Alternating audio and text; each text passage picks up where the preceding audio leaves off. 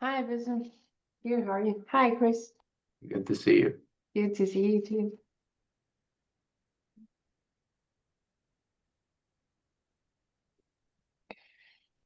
Okay, we can start with maybe a few maybe announcements we want to make. Welcome everyone. It's good to see again you this during this webinar. We're starting our, of course, October monthly webinar, TRANS-IPIC webinar. I'm Bassem Andraus. I'm the director of the TRANS-IPIC UTC. And I'm glad to see some new names joining us, new attendees. So welcome if you are attending for the first time. We have two excellent actually presentations today. I'm really looking forward to learn more about the research they have been doing at the University of Buffalo and the University of Texas San Antonio. Before we go ahead and start introducing our first speaker, quick announcements. Of course, we would like to remind you that we are in the planning phase for our workshop for next year, next spring. That's going to be held in April, on April 14 and 15, same venue, the Big Ten Conference Center, which we have met at before. It's going to be 2 days also.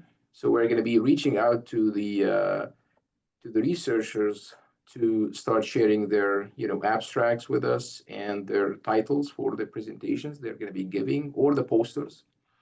So keep an eye on these emails that will be coming hopefully from our management team in the next couple of weeks or so. Also, we are now running still the review process for the third year cycle, the third cycle for the proposals. We have of course received the grant for this year a little bit later than usual. So we're trying to do our best to still get the announcements out there for everyone about their selected projects. And we're gonna really try hard to maintain and keep this January 1st or so, starting there for the projects as much as possible. We'll see what we can do about that, but again, we'll keep you posted. Last thing I want to mention also is maybe an email that some of you have received about the upcoming TRB in January. Now we are actually asking those who have any accepted presentations for the upcoming TRB to share the annual meeting, of course, to share it with us. If you have acknowledged TRANS-IPIC funding in your presentation or paper, we would like to make a post actually and make some announcements about the accepted presentations. It's a very important metric, as you all know, for the success of our center, and we care a lot about it. So please respond to that email. And Chris will be reaching out to you again soon with a reminder to respond to his email about any presentations that has been accepted for the upcoming TRB. I guess that's all in terms of the general notes that we want to make before we begin our webinar. With that being said, I would like to start by introducing our first speaker for the webinar today, Professor Deborah Chung. Professor Chung is a SUNY Distinguished Professor at the University of Buffalo. She received her PhD degrees in Materials Science from the MIT and bachelor's degree from Caltech. She is the inventor of smart concrete. She has authored or co-authored over 600 journal papers, and she is the fellow of the American Academy of Arts and Sciences. She's going to be speaking to us today about precast concrete with self-powering defrosting capability. So, Professor Chung. Thank you.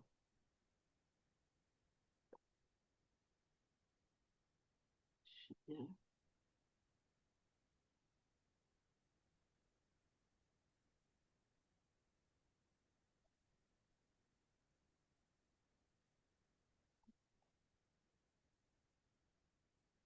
All right. Precast concrete with self-powering defrosting capability. Thanks to TRANS-IPIC for the support. Pavement icing can be dangerous, causing accidents and deaths. Each year, 24% of weather-related motor vehicle crashes occur on snowy, slushy, or icy pavement, and over 1,800 deaths annually in winter weather-related crashes on icy roads. And ice removal can be tedious. De-icing salt or chemicals are very commonly used, but they cause pollution. It's not only de-icing, but also anti-icing. The desired de-icing performance include self-powering, that is no power input needed, no temperature measurement needed. It just goes as the temperature goes down, automatic and repeatability, and no pollution. The main performance requirement of TRANS-IPIC in this regard is self-powering.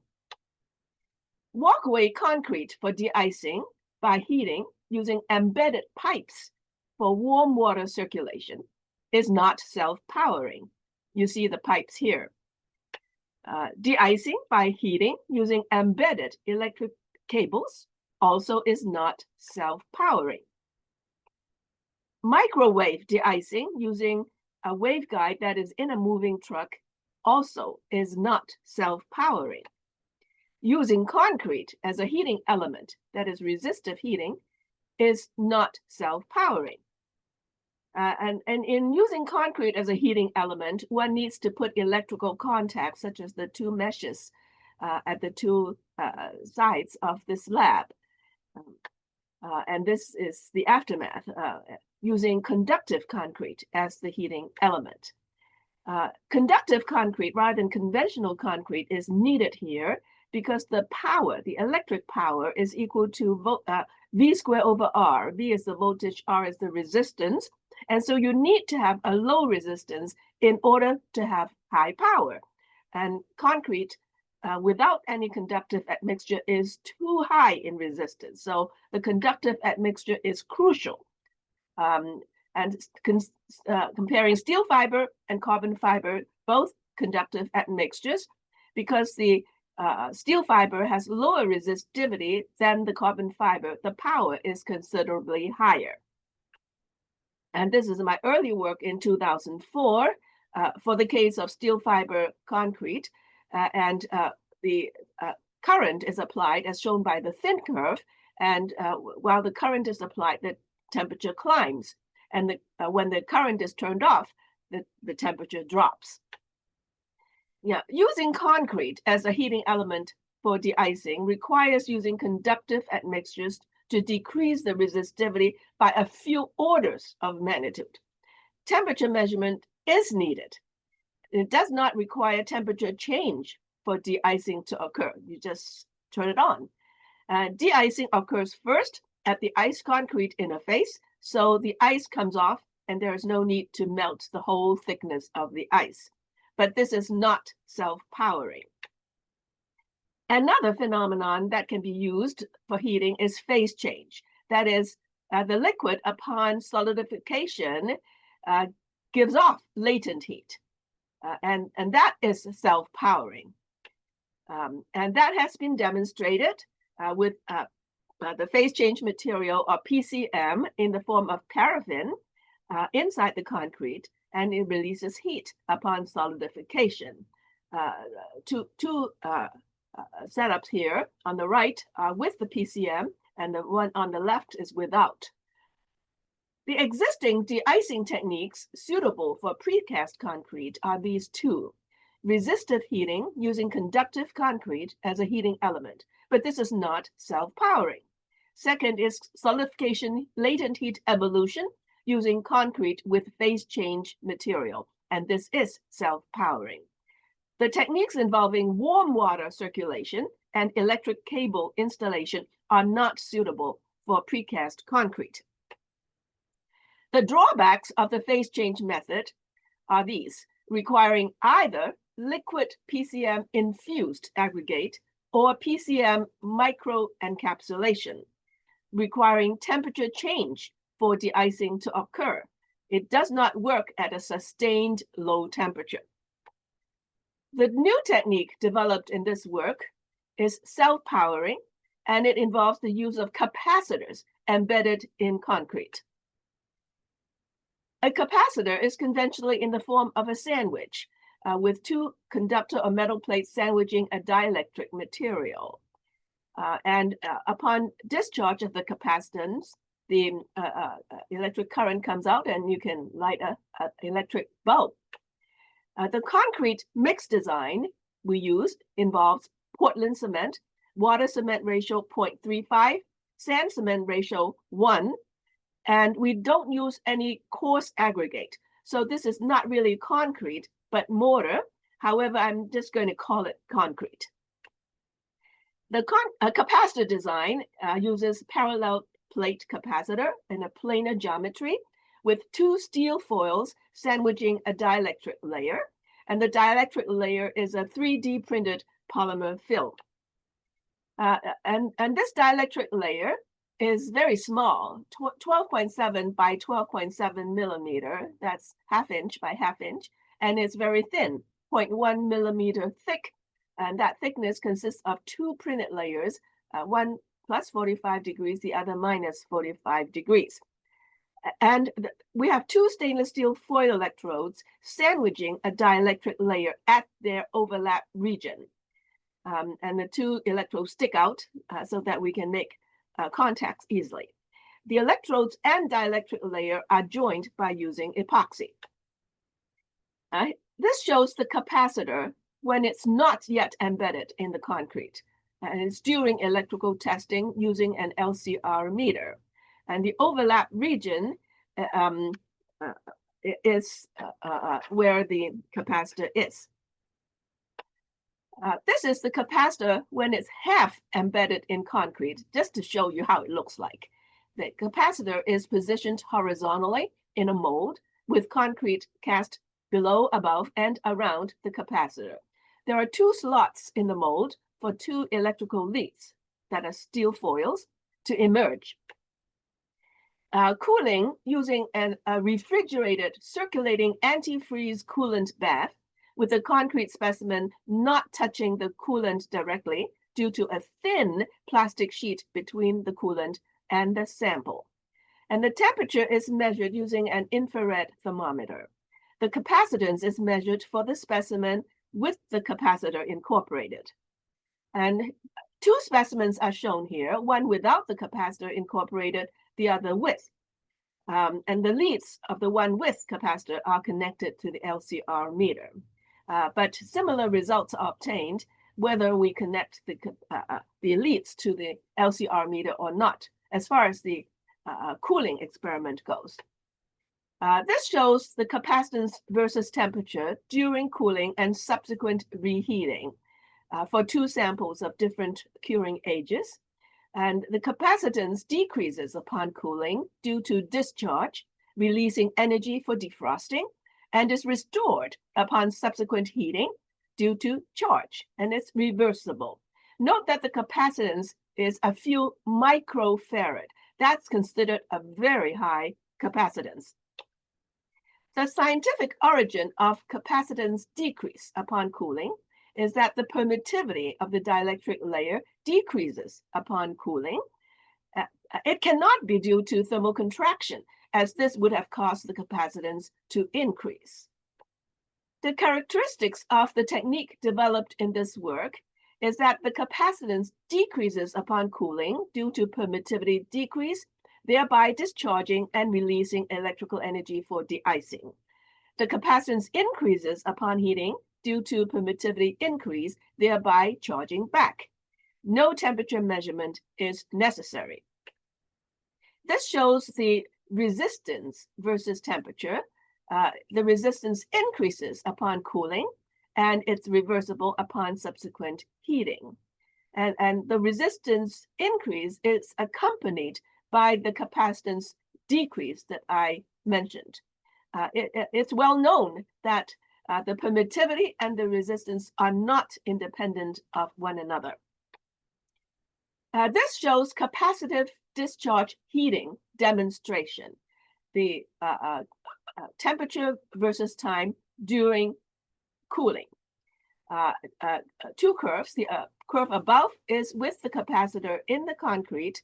The curve below is without the capacitor in the concrete. Note that with the capacitor in the concrete, the temperature drop is slower due to the energy release from the capacitor. And this occurs in spite of the presence of steel, which is a thermal conductor in the capacitor.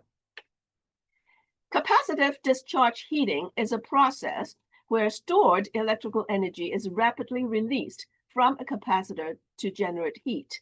Applications include rapid heating of graphite for atomic absorption spectroscopy, industrial drying, and certain types of spark ignition systems. But this kind of heating has not been previously applied to concrete de-icing. I'd like to contrast between the conventional type of capacitive discharge heating and the new type that we developed in this work. The two types are very different. The conventional type involves discharge by short circuiting, but in our new type, the discharge is by cooling. The conventional type has the heating being not automatic because you have to flip the switch to get it to short circuit, so it's not automatic. But in our type, the heating is automatic, just cooling. And the conventional type, the charge is needed before discharge. But in our new type, charge is not needed. And the conventional type, the charge state is not stable. But in our new type, the charge state is stable. So there's a lot of unexpected science, inherent polarization, capacitance stability, and high capacitance. Poling means the application of a high voltage so as to line up the electric dipoles, thus causing polarization. But in our case, no poling is needed, so the polarization is inherent. Poling is not feasible for large structures anyway, due to the required huge voltage. The inherent polarization gave inherent voltage. And the DC voltage is up to 0.48 volt, and it changes sign upon polarity reversal as expected. The AC voltage is much lower, up to 1.1 millivolts. So this is a new type of DC voltage source. The inherent voltage also gives inherent capacitance, hence capacitance stability. Without a change in temperature, the capacitance does not change. That is no discharge, whether the capacitor is embedded in concrete or not. In spite of the conductivity of concrete around the capacitor, discharge does not occur unless there is cooling. And this is due to the fact that concrete is an ionic conductor rather than an electronic conductor. The science of the inherent polarization is interesting. Note that no poling is needed, and the capacitor does not need prior charging. And this means inherent polarization. And this is attributed to the 3D printed dielectric layer providing inherent polarization, likely due to the extrusion-related molecular alignment along the printed lines and the transverse C double bond O functional group. On the right, you see the fused filament fabrication method of 3D printing. It involves extrusion of a filament through a nozzle. And in the lower right, you see that extrusion can cause in-plane molecular alignment. And the C double bond O is an electric dipole. The in-plane molecular alignment causes through thickness electric dipole. The capacitive discharge energy can be calculated. The capacitor area is now ½ inch by ½ inch. The energy per capacitor is half CV squared, where C is the capacitance and V is the voltage. And we calculated that to be 0.4 microjoule. The latent heat of melting of ice is 334 joules per gram. So the amount of ice melted by one ½ inch by ½ inch capacitor is 1.2 times 10 to the minus 9 gram. But if the capacitor area is larger, instead of ½ inch by ½ inch is 50 inch by 50 inch, that is about 4 feet by 4 feet, then the amount of ice melted would be 12 microgram, and that's still very small. But the inherent voltage provides resistive heating as well. And this resistive heating is in addition to the capacitive discharge heating. The power due to resistive heating is V squared over R, where R is the resistance, and we calculate that to be 0.38 milliwatt. So in 100 seconds, it would make 0.038 joules, and that means 0.11 milligram of ice melted. Still not a whole lot. To understand the science better, we measure the impedance. This is AC, electrical characterization, and this is the complex impedance plane. The real part is the resistance R, the imaginary part is the reactance X, and theta is the angle between Z and the real part. Let's first look at the resistance. The resistance R is reduced by 3 orders of magnitude upon concrete embedment of the capacitor, and this is due to the conductivity of the concrete. Next, consider the reactance. The capacitance C contributes negatively to X, contributing as minus 1 over C. The capacitance is increased by 2 orders of magnitude upon embedment in concrete. Now, the reactance X magnitude is decreased by 5 orders upon embedment of the capacitor in concrete, and this is consistent with the large capacitance increase and the fact that the reactance X relates to 1 over C rather than C. And X, being negative, is purely capacitive with negligible inductance contribution. Next, let's look at the phase angle, theta. The theta is negative. X is also negative. Both negative mean that X is dominated by the capacitance, not the inductance. And the theta becomes much less negative in the presence of concrete. This means that the impedance changes from X dominance to R dominance upon embedding this capacitor in concrete. And this is consistent with the high capacitance C and the fact that X relates to 1 over C rather than C. These are the modes for concrete fabrication. They are of 2 heights, 27 and 17 millimeter. And the modes are made by 3D printing. We use 2 different heights of the mold so as to investigate the effect of the concrete volume on the electrical behavior. The capacitance is about the same for both specimen sizes. And this suggests that the high capacitance in the presence of concrete is not related to the amount of concrete, but is due to the presence of concrete around the capacitor. The scientific origin of the large increase in capacitance upon embedment of the capacitor in concrete.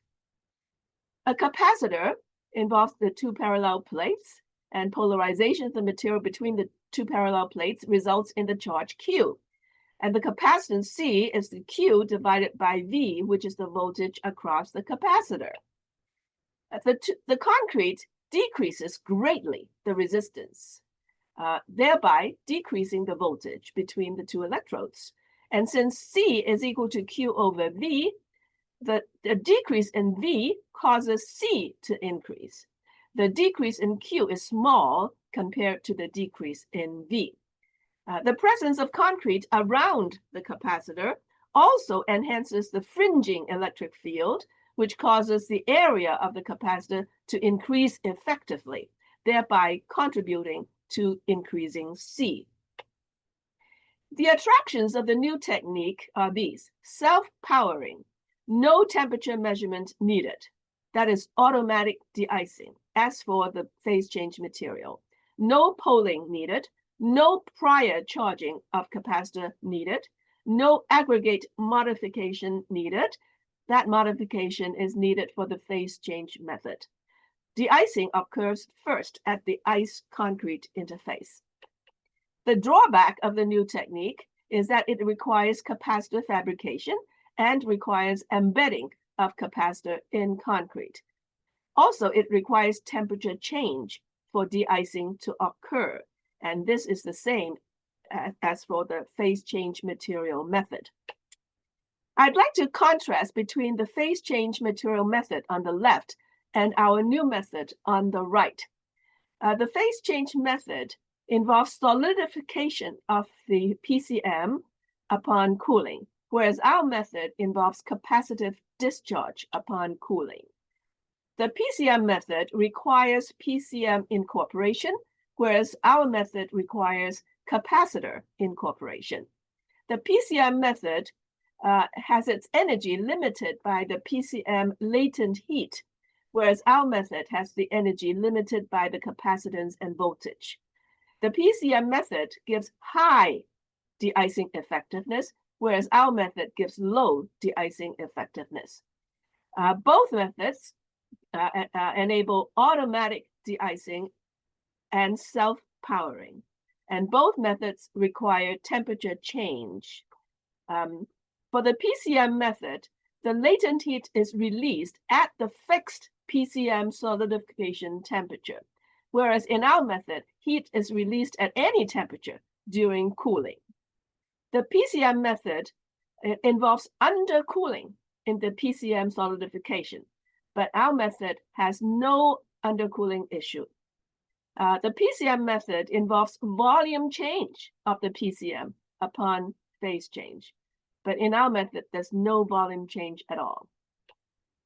The future work involves enhancing the de-icing effectiveness, durability evaluation, unraveling the science, field testing, and implementation consideration.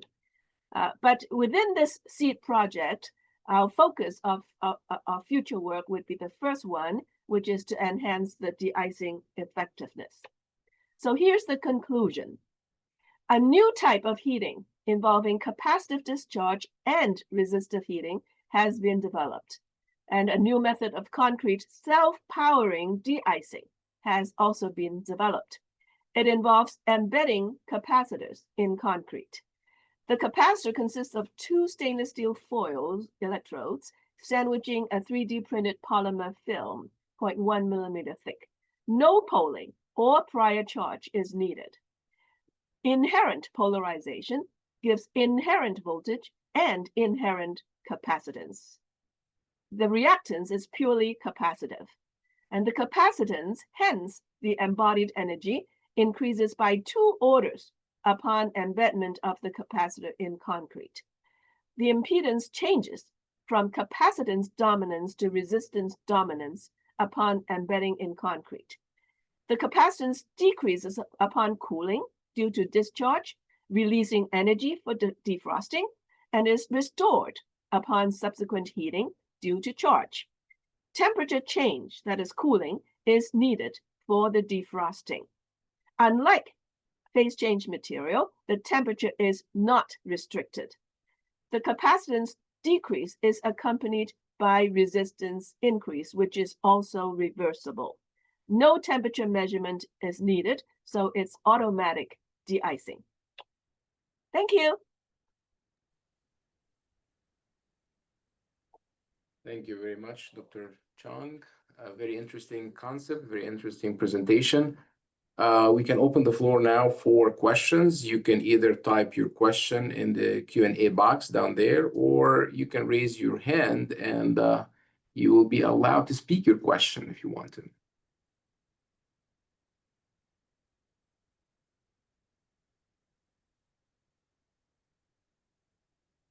Any questions for Professor Chung?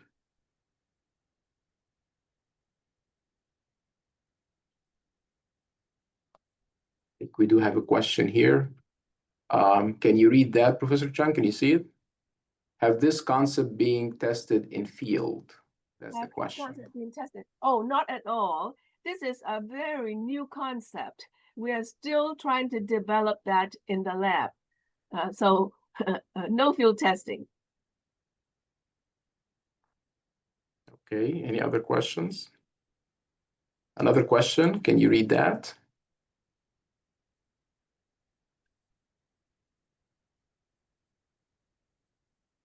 Okay, it says, I have a question. It is related to the resistance. I'm not sure what this question is. It relates to the resistance, but what is the question? Maybe if the person who asked the question can raise their hand, and they can be allowed to speak the question. Or maybe they can clarify through text. Okay. Hi, Dr. Chung. Thank you for the presentation. It was really great, very novel concept. I have a question. It's kind of a little bit out of topic. Sorry about that. But since I had you here, I just wanted to get the answer for that. How do you explain the increase in resistance when substance in concrete is subjected to compressive loads? If that is observed, what could be like a common explanation for that? Okay, so you're asking about something else. It's not defrosting, but sensing the compression through Yes, ma'am. measurement. Yes, that's correct. Yeah, that was my very early work, first reported in 1993. And you have to have the concrete's resistivity change in response to the deformation. And for that purpose, you need to put some conductive admixture. And I put short carbon fiber in there. And so by measuring the resistance, one can tell the deformation as well as the damage. Yes, I really follow your work. And what if the response is opposite of the expected, where the resistivity increases upon applying compressive force? Okay. It really depends on whether the experiment is conducted properly or not. For instance, if during the compression, it affects the quality of the electrical contact.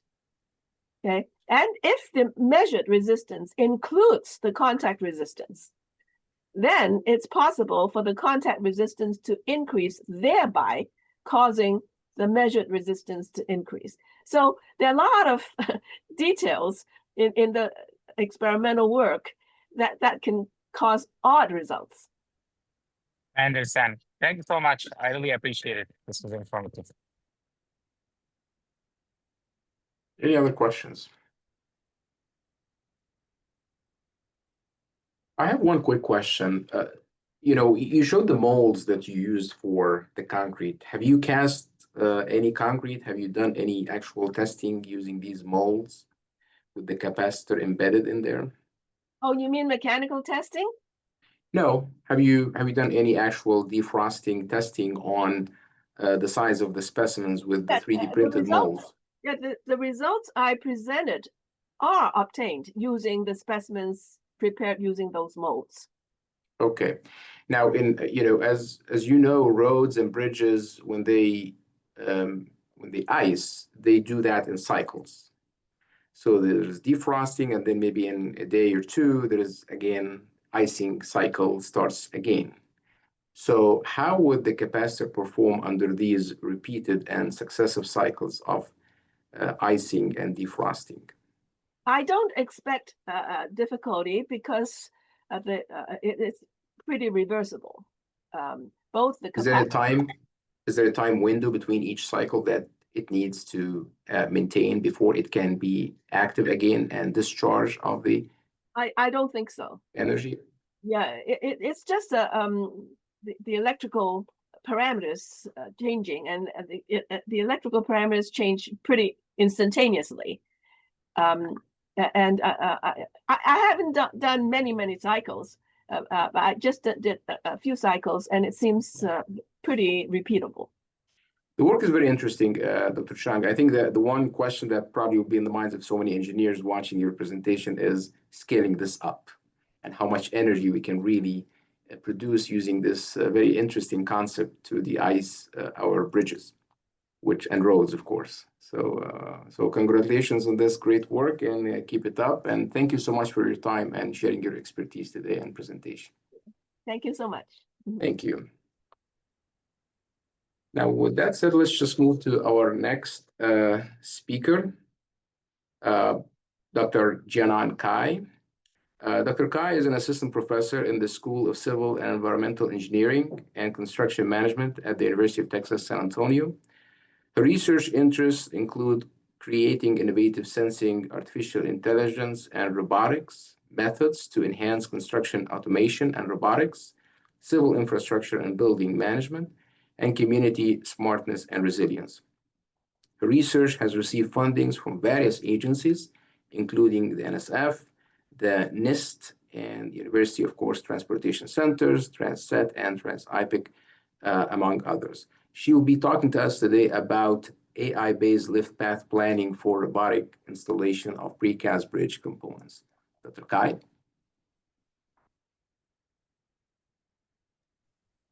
Thank you. So, can you see my screen? Yes. Thank you, everyone. And today I want to talk about our project. And this is a 6-month exploratory project where we want to explore the feasibility of using AI and the robotics technologies for automated crane lift path planning in precast bridge installation. So I want to start my presentation with this video. And this is a video shows a typical process in installing precast bridge component. And here in the video, you can see the mobile crane is the primary equipment that we use in precast bridge installation. And a crane is the precast bridge component is first transported by the crane to the installation location for initial positioning. And then we need multiple workers on the ground to collaboratively adjust the component pose so that it can precisely align with the target. During this procedure, we need spotters to continuously monitor this process, and they use gestures, radio communications to guide the operator to do the operation. So during this process, we use spotters, radios, and other survey tools for alignment, and the operator skill is the main success factor in the current practice. And this is just a very relatively simple and small project. And you can see this process is already tedious, and it may involve some of the adjustment. And if we think about more complex tasks like highway bridge construction with limited and congested workspace, the crane operation is very challenging and time-consuming. But here are some of the current limitations in field practice. The first one is the inefficiency. So in crane operation, in terms of install precast component, the misalignment is a common issue, and that usually require adjustment, and sometimes they need to relift the component. And also during this process, their study found that up to 35 of crane cycles encountered blind lifts. That means in the blind lifts, the operator does not have line of sight, and they cannot see the payload, they cannot see the obstacles, they can only rely on the spotters and other communication methods to guide their lifting and placement. And you can imagine this can cause a lot of adjustment, relifting, and even safety hazard. And in fact, about 70% of the time spent in prefabricated building construction is for component assembly. And another critical issue here is the safety. So during 2011 to 2017, around 300 there are around 300 fatalities that is crane related, and half of them involve the worker being struck by an object or equipment. And there are also studies found that operators are the primary responsible parties in over 40% of crane accidents. So you can see the operator really, when they are working under high pressure and they need high experience and skills to improve to ensure the operation efficiency. Also, they need to be concentrated to avoid safety incidents. And we really need some technologies to assist operators. Okay, and another research found that, and they investigated about 70 case studies in crane-related accidents, and they found that over 70% of this involves mobile or truck cranes compared to the tower cranes. So in bridge constructions, mobile or truck crane are the major primary equipment.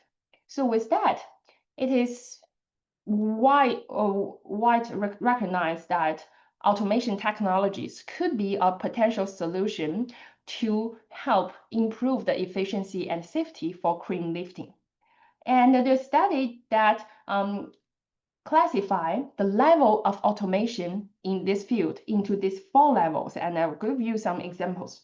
So first level is operator assistance, and this is the most commonly used one in practice, that they have some sensing and perceptions assistance.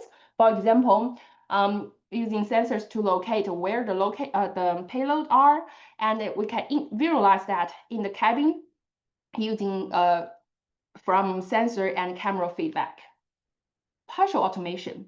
So there are intelligent systems to assist in decision making and robust control. For example, if the operator have some wrong operation and have some unsafe risk, and the system could help to do the path replanning or provide some warning to the operator.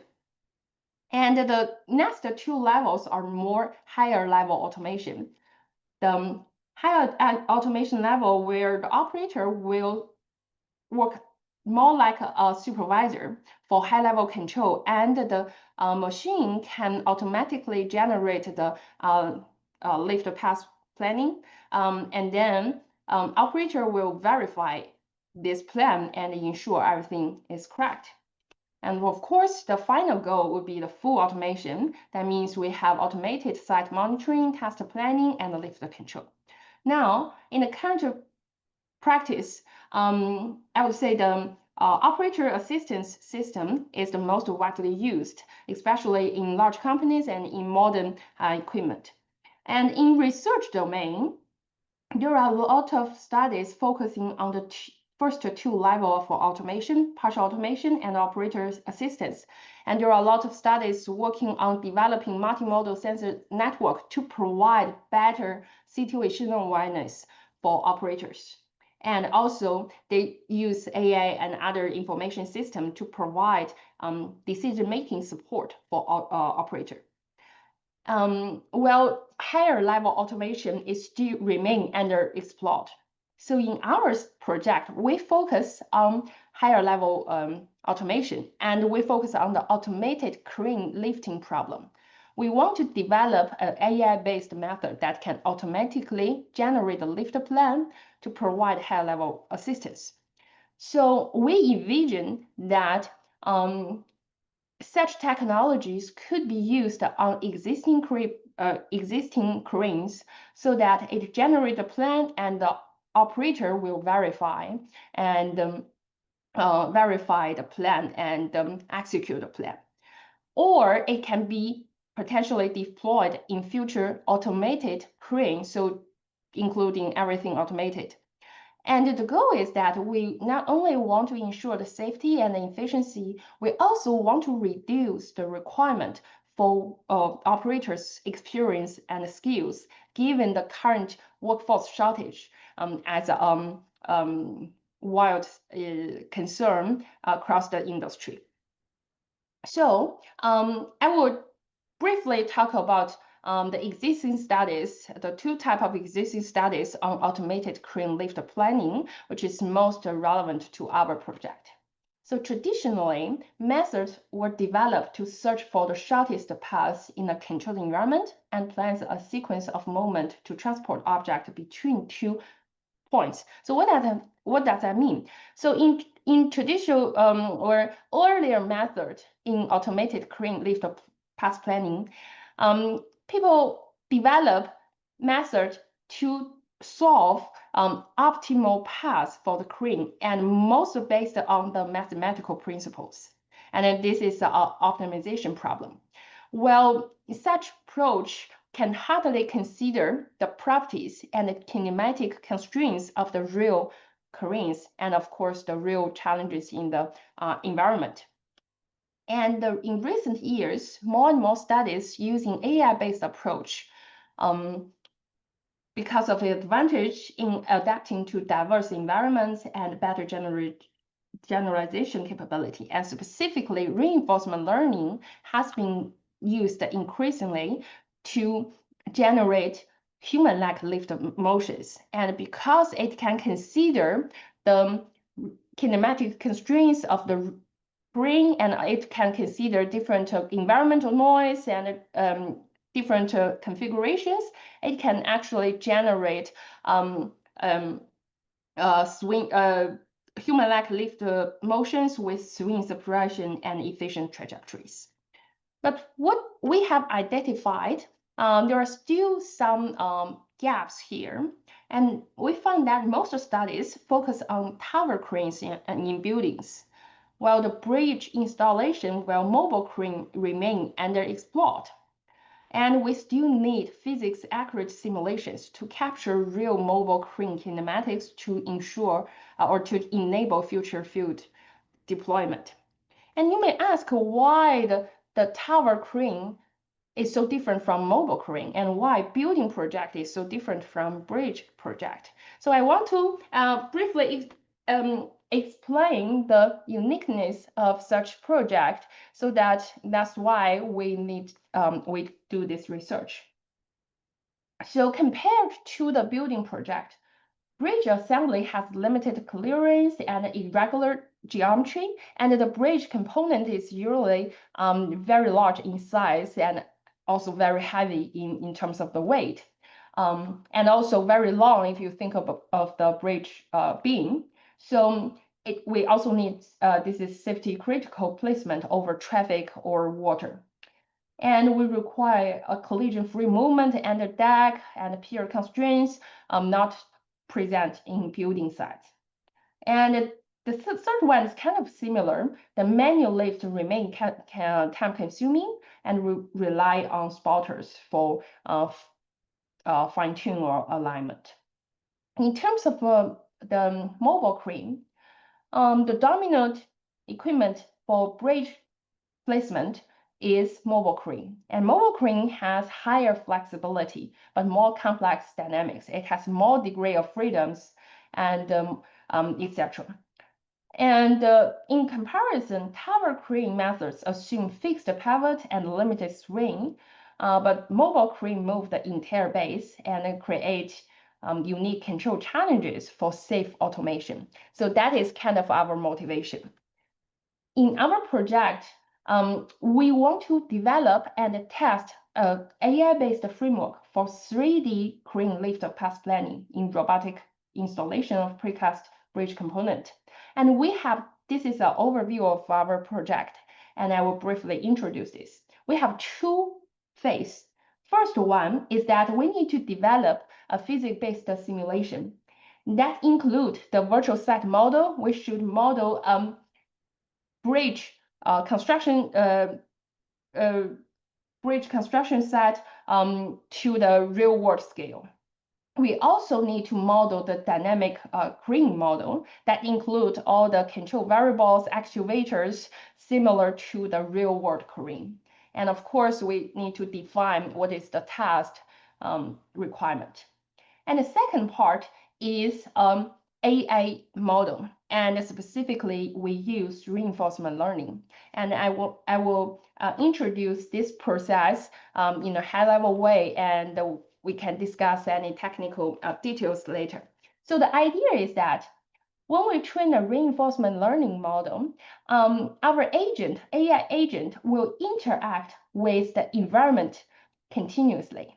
And we learn this process, we learn the policy for our optimal lift path planning through a trial and error process. That means our AI agent or the robot continuously monitor the environmental states. Here we monitor the component position and of course the joint velocities of each crane actuators and also the locations of the obstacles. Well, given this state, the crane or the robot will choose an action in terms of how they want to control the crane to do the next movement. Once they take the action, of course, the environmental state will change to a next step. For example, the component will go to next location and crane go to next state. And we will see what the result look like. After one action taken, if it leads to favorable result, for example, the component is closer to the target location, then we give a positive reward.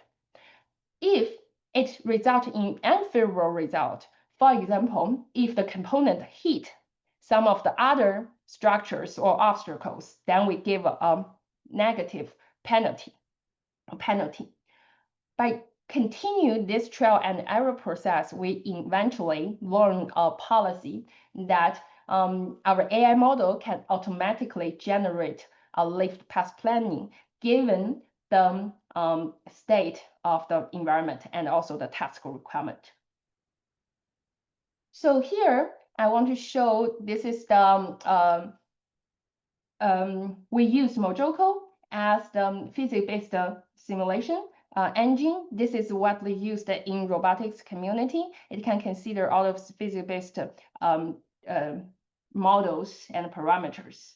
And here we model it into the real-world scale. We include the crane and all the actuators are models and the control variables mapped to the real crane. And we model a simplified bridge, which is a 3-span precast bridge. The task here we test is to install this bridge beam. So our agent observe a complete state vector, which include the crane and the target positions, the velocities, orientations, joint state, and the proximity to the obstacles. The actions here are continuous controls for screwing, hoisting, and rotating the cabin, which just like how we control a real crane. And we use PPO method algorithm, which is a commonly used algorithm to solve the reinforcement learning problem, especially in continuous control task. So I want to introduce how we design our reward and to achieve our desired performance. So here we value 3 aspects. We need to ensure the accuracy, need to ensure the safety, and also the efficiency. So for accuracy, we will reward the agent for reducing the distance and orientation error to the target at every time step. For safety, we will strictly penalize any collision or unsafe proximity to obstacles. In terms of the efficiency, we penalize unnecessary steps to encourage the direct and smooth path. So such design can ensure our agent learns practical and field-ready behaviors. So during the training process, we did experience some of the challenges. So in early experiment, we found that if we do this through a single policy for the entire lift path planning, it usually leads to frequent collisions to other component and also poor placement accuracy. And the agent struggled to balance safe navigation with price alignments. So we addressed this by splitting this process into 2 phases. So the first phase is that the agent learns to navigate safely above the target focusing on collision avoidance and for initial positioning.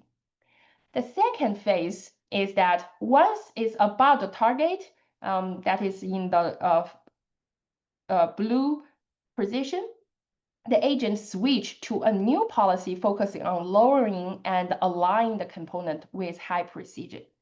So this two-phase approach decouples navigation from placement.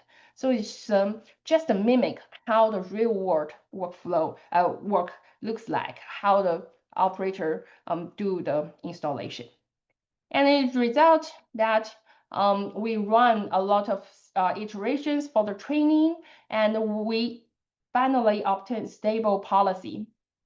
And we then test this on 100 test episodes. We achieve a 0 collision and 100% successful rate. That means our agent can successfully install or place the beam to the target location without colliding with other obstacles and other bridge component. Some of the preliminary result for the quantitative matrix, the mean placement error over that 100 episode is about 0.2 meter. Orientation error is about 6 degree. And we also compare the simulated lift time with human baseline, and this is human control that in the simulation environment in this context only, and it does improve the efficiency of the placement. Here is a demo video showing that this is during the test process that this AI agent can successfully first do the initial positioning, place the beam above the target without colliding with obstacles, and then they do fine-tuning for the precision placement. So in this project, we develop a physics-based simulation for bridge installation through mobile crane. And we train a two-phase reinforcement learning policy that can achieve 0 collisions and high accuracy. We also demonstrate the feasibility and the potential for field implementation. And of course, because of the scope and the limit of this project, we do some of the exploratory work, and we do have some limitations that we want to explore in the future. First, the current model is still scenario specific. We need to further develop for the generalization across diverse bridge sites and the conditions. Second, we need to integrate with multimodal sensors for real-time site monitoring and to get the environmental state. Third, we still envision this is at a high automation level, which means humans need to serve as a supervisor and step in if anything goes wrong or if the generated plan is not correct. So we need to add a human-in-the-loop supervision and feedback. And lastly, if possible, would like to collaborate with industry companies and do some pilot studies. Not necessary to deploy fully on the crane, but we can invite operators to try our technology. That's it. Thank you. And thank you for the support from TRANS-IPIC. Thank you so much, Dr. Cai. I appreciate the presentation. I think we already have one question. It says how this work is relevant to precast concrete. So let me see. And other, attendees, maybe in the audience, you can type in your questions or you can raise your hand and you'll be able to speak your question. So this is, so here I kind of introduce why bridge project, specifically precast bridge concrete project, is different from existing studies, and specifically because for precast concrete construction, we need cranes to install those components. This is the primary step during the construction. And I have shown earlier that actually this component assembly takes up to 70% of the construction time during this phase, although that is for building, but bridge is also built of precast concrete. And here we highlighted the difference between precast bridge project and precast building project, and also the unique challenges in mobile crane. So we think it's worthwhile to investigate such project that using robotic installation, robotic technologies for precast component installation. Right, I think there is one hand raised.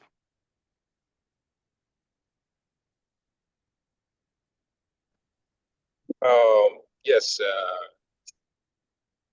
it's Jiannan for the presentation. Yes. Up to my question. So this is a safety project or a safety improvement at the project level or at the precast materials level? Using robotics at the installation, so this is at the construction side. Yes, it's on the construction level. Project construction phase. So this could help precaster at the installations. How that different if it is a cast in place versus a precast? So, I just want to distinguish here the relevancy to this with the precast. This is what I'm still not very clear about. So in terms of the cast in place concrete, the construction process is totally different, right? The cast in place concrete, there's no we don't usually use such crane to install or to place those components, and we directly use workers to establish those formwork, place the rebars, and pour the concrete. So it's completely different construction process. And this is only used in precast project. Because crane is used for so many elements at the construction side. Precast happens to be one of those. So I see your question. Could elongate it to the duration of the project, not specifically for precast hanging of elements. Is that correct? Yes, the crane operation does related to other tasks, but for this study, it's specifically for the crane based using crane to do component installation. And this is different because if you think about the size of the component, that is very long for beam. So during this process, that is different from other crane based operation. Because the size and how we control the payload to do the precise placement. Thank you. Thank you. Any other questions?